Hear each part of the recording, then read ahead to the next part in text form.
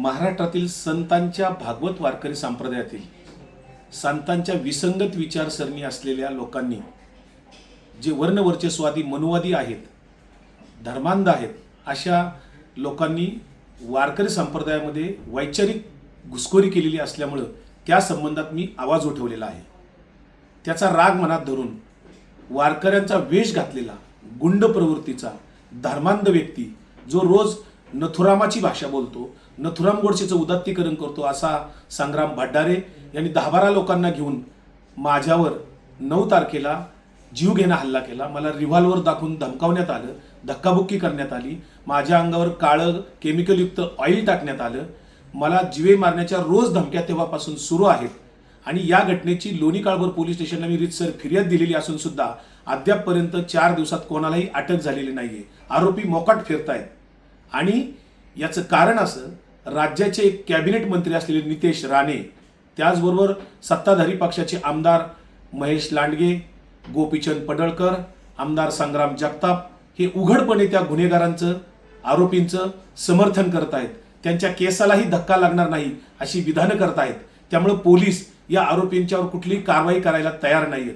जर संसदीय पदावर, संविधानिक पदावर राहणारी लोक विधानसभेची शपथ घेऊन संविधानिक पदावर राहून जर उघडपणे हिंसेचं समर्थन करत असतील, गुन्हेगारीचं समर्थन करणार असतील, गुंडाराज या राज्यात आणू पाहत असतील आणि राजकीय संरक्षणाखाली जर हिंसा प्रस्थापित करण्याचा इथे प्रयत्न चाललेला असेल, तर माझ्यासारख्या प्रवक्त्यांचं, कार्यकर्त्यांचं किंवा कुठल्याही समाजातल्या व्यक्तींचं अभिव्यक्ती स्वातंत्र्य धोक्यात आलेले आहे। इथे कोणालाही आता विचार स्वातंत्र्य नाही, लेखन स्वातंत्र्य नाही, अशीच परिस्थिती या लोकांनी निर्माण केलेली आहे।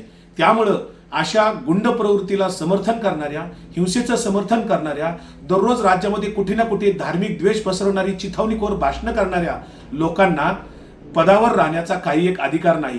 म्हणून मी काल देशाचे पंतप्रधान, त्याचबरोबर देशाच्या सर्वोच्च न्यायालयाचे न्यायमूर्ती, त्याचबरोबर मुंबई उच्च न्यायालयाचे न्यायमूर्ती, महाराष्ट्राचे राज्यपाल, महाराष्ट्राचे मुख्यमंत्री, केंद्रीय गृहमंत्री, महाराष्ट्राचे पोलीस महासंचालक, महाराष्ट्राचे लोकायुक्त, त्याचबरोबर निवडणूक आयुक्त, त्याचबरोबर महाराष्ट्र विधानसभेचे सभापती, पुण्याचे पोलीस आयुक्त, या सर्वांना मी लेखी सविस्तर पुराव्यासह निवेदन सादर केलेलं आहे। या निवेदनावर तातडीने संबंधित सर्व प्राधिकरणांनी रीतसर कायदेशीर कारवाई करणं अपेक्षित आहे। जर तातडीने यांच्यावर कारवाई झाली नाही तर सरकार पुरस्कृत हा दहशतवाद माझ्यावर केला जातोय किंवा माझ्यासारख्या अनेक लोकांच्यावर दादागिरी, दहशत केली जाते, या गुंडाराजला सरकारचाच पाठिंबा आहे हे सिद्ध होणार आहे। आणि म्हणून या कारवाईची मी अपेक्षा ठेवू नये।